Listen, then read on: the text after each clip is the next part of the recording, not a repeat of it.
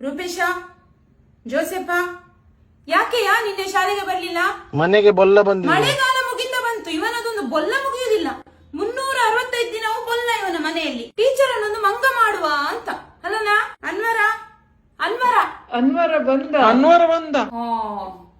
ಮಹಾರಾಜರ ಮೊಮ್ಮಗ ಬರ್ತಾ ಇದ್ದಾರೆ, ಬಹುಪರಾಗ್ ಹೇಳಿ. ಎಲ್ಲ ಎದ್ದು ನಿಲ್ಲಿ ನೋಡುವ, ಚಪ್ಪಾಳೆ ಹೊಡೆಯಿರಿ ಇವನಿಗೆ. ಶಾಲೆಗೆ ಬರ್ಲಿಕ್ಕೆ ಹೊತ್ತು ಗೊತ್ತು ಇಲ್ವನ ಅನ್ವರ? ಎಂತದ ಇದು? ನಿಂಗೆ ತೋಚಿದ ಹಾಗೆ ಶಾಲೆಗೆ ಬರುದನ? ದಿಬ್ಬಣಕ್ಕೆ ಬಂದದನ ಮದುವೆದ್ದು? ಅವನ ವೇಷ ನೋಡಿ, ಅವನದ್ದೊಂದು ಕಾಲಿಗೆ ಒಂದು ಎಂತೆಂತದು ಒಂದು ಚಿತ್ರ ವಿಚಿತ್ರದ ಚಪ್ಪಲಿ ಹಾಕೊಂಡು. ಅಬ್ದುಲ್ಲಾ, ಸರಿ ಗಟ್ಟಿ ಹೇಳು ಮಾರಾಯ, ಸ್ವರ ಇಲ್ವ ನಿಂಗೆ?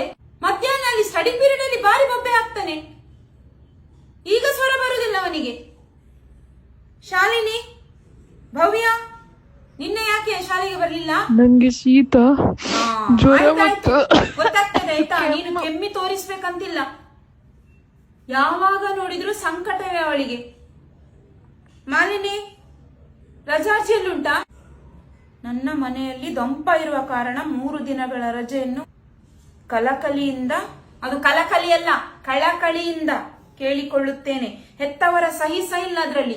ರೂಪೇಶ, ರೂಪೇಶ ಬಂದಿದ್ದಾನ ಇವತ್ತು?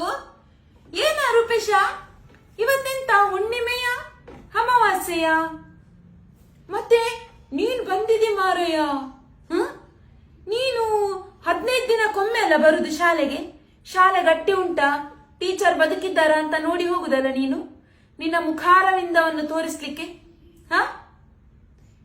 ಸರಿ ಉಂಟಾ ಶಾಲೆ ಎಲ್ಲ? ಇನ್ನು ಯಾವಾಗ ತಮ್ಮ ಆಗಮನ? ಬಾ ಮಾರಿಯ ಶಾಲೆಗೆ. ಅಷ್ಟು ನೋಟ್ಸ್ ಬರೀಲಿಕ್ಕುಂಟು ನಿಂಗೆ, ಯಾವಾಗ ನೀನು ಬರೆಯುವುದು? ಎಲ್ಲ ನಮ್ಮ ಜೀವ ತಿನ್ಲಿಕ್ಕೆ ಇವರು ಬರುದು ಶಾಲೆಗೆ, ಸುಮ್ಮನೆ ನಮ್ಗೆ ಒಂದು ಕಿರಿಕಿರಿ ಮಾಡ್ಲಿಕ್ಕೆ. ಟೀಚರ್ ಎಂತದ ನಿನ್ನದೆಂತದ? ಇವತ್ತು ಮಧ್ಯಾಹ್ನ ಲಾಸ್ಟ್ ಪೀರಿಯಡ್ಗೆ ಬೇಗ ಮನೆಗೆ ಹೋಗುದಾ? ಅಜ್ಜನ ಬೊಜ್ಜ. ಮೊನ್ನೆ ಅಲ್ಲ ಹೋದ ತಿಂಗಳು ನಿನ್ನ ಅಜ್ಜ ತೀರಿಕೊಂಡದಂತ ನೀನ್ ಹೇಳಿದ್ದು. ಅದು ಬೇರೆ ಅಜ್ಜ. ಮತ್ತೆ ಇದು ಯಾವ ಅಜ್ಜ? ನೀನು ಮಾರಯ್ಯ, ಎಲ್ಲಿ ಊಟಕ್ಕೆ ಹೋಗ್ಲಿಕ್ಕುಂಟಲ್ಲ, ಎಷ್ಟು ಅಜ್ಜಂದಿರಿಗೆ ಗತಿ ಕಾಣಿಸ್ತೀಯೋ ದೇವರಿಗೆ ಗೊತ್ತು. ಬೊಜ್ಜ ಹೌದಾ? ಮತ್ತೆ ಎಲ್ಲೆಲ್ಲಿ ಹೋಗುದಿಲ್ಲಲ್ಲ ಮಧ್ಯಾಹ್ನ?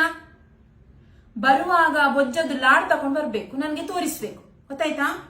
ಭಾರತಿ, ಆ ಭಾರತಿಯನ್ನು ನೋಡಿ ಕಲಿಬೇಕು ನೀವೆಲ್ಲರೂ. ಒಂದೇ ಒಂದು ದಿನ ಶಾಲೆ ತಪ್ಪಿಸುದಿಲ್ಲ ಅವಳು. ಎಂತದೇ ಆಗ್ಲಿ ಅವಳು ಶಾಲೆಗೆ ಬರ್ತಾಳೆ. ಅವಳನ್ನು ನೋಡಿ ಸ್ವಲ್ಪ ಕಲಿ.